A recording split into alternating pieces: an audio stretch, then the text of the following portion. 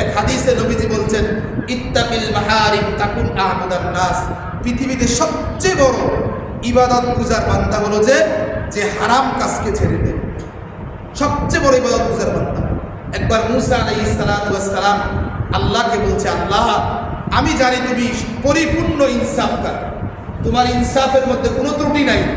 আচ্ছা আমার একটা প্রশ্নের উত্তর দাও আল্লাহ, তুমি কি তোমার যত মাখলুকাত আছে এই মাখলুকাতের কাছে তুমি তোমার রিজিকগুলো পৌঁছাও কিনা?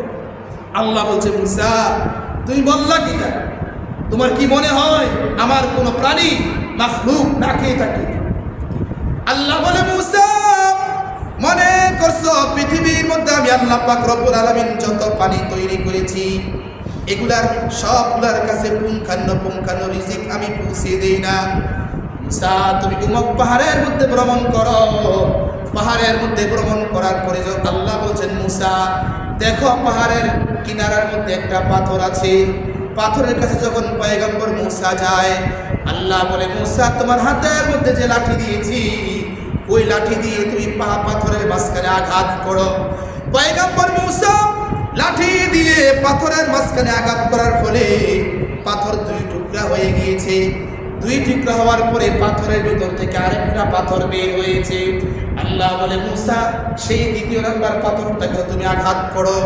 আবার যখন পয়গম্বর মুসা দ্বিতীয় নাম্বার পাথরটাকে আঘাত করেছে, ওই দ্বিতীয় পাথর থেকে আবার আরেকটা পাথরের টুকরা বাইর হয়েছে। আল্লাহ পাক রব্বুল আলামিন পয়গম্বর মুসাকে বলে, মুসা এই 3 নাম্বার পাথরটাকে তুমি আঘাত করো।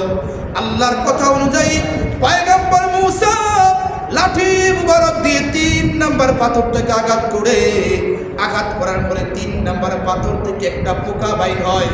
আল্লাহ পাক রব্বুল আলামিন পয়গম্বর মুসাকে বলে, মুসা এই 3টা পাথরের মধ্যখানে যে পোকাটা আছে এই 3টা পাথর দিয়ে পোকাটাকে আমি হেফাজত করেছি। মুসা তুমি উত্তর দাও, প্রথম পাথরের ভিতরে কোনো কিছু ঢোকার শক্তি ছিল কিনা, কোনো ফাঁক ছিল কিনা? মুসা বলে, না মালিক। দ্বিতীয় পাথরে ছিল কিনা? কয় না মালিক। তৃতীয় পাথরে ছিল কিনা? কয় না মালিক। এবার 3টা পাথর দিয়ে বেষ্টনী করে যে পোকাটাকে আমি এখানে রেখেছি ওই পোকাটাকে তুমি জিজ্ঞাসা করো আজকে সে কত বছর এখানে অবস্থান করছে।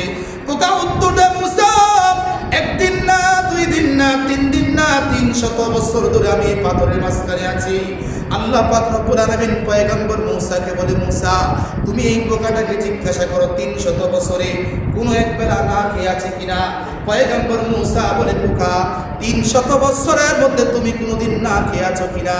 পোকা উত্তর দেয়, পয়গম্বর রে এই 300 বছর ধরে আল্লাহ পাক রব্বুল আলামিন নির্দিষ্ট সময়ে নির্দিষ্ট স্থানে নির্দিষ্ট পদ্ধতিতে আমি পোকার কাছে আল্লাহ পাক যথাযথি সম্মানের রিজিক আল্লাহ পৌঁছিয়ে দেয়। কোথায় আছে পোকা সেখানেও আল্লাহ পাক রব্বুল আলামিন ইনসাফের সাথে তার খাদ্যটাকে পৌঁছিয়ে দেয়। আল্লাহ বলে, বান্দা হারাম পন্থায় যদি রিজিক কামাও এটাও পারবা, আবার হালাল পন্থা খেতে চাইলে সেটাও পারবা। আফসোস তুই বান্দা হালালটাকে ছেড়ে দিয়ে তুমি হারামে কি জন্য গেল? হালাল পন্থায় রিজিক খাইলে ওই রিজিক তোমাকে জান্নাতের দিকে নিয়ে যাবে, হারাম পন্থায় রিজিক খাইলে এই রিজিক তোমাকে জাহান্নামে নিয়ে যাবে। ইত্তাকিল মাহারিম তাকুন আ'বুদান নাস। সবচেয়ে ইবাদত গুজারি বান্দা আমরা মনে করতে পারি তাহাজ্জুদ গুজার হইলে বা একটু খাইয়া টাইয়া ফ্যাটমেট বড় করলে একটু বড় সড়ো আলেম বক্তা হইলে মনে হয় জান্নাতটা এত সোজা। রাসূল বলেন, উম্মত বক্তা হওয়া দরকার নাই, ফ্যাট বড় করা দরকার নাই। ইত্তাকিল মাহারিম তাকুন আ'বুদান নাস। হারাম থেকে বাঁচো। একেবারে চিকনা জীর্ণ শীর্ণ কোনো মাহফিলে ওয়াজ করে নাই, কুরের ঘরে থাকে, গরিব একেবারে, এই বান্দাকে আল্লাহ জান্নাত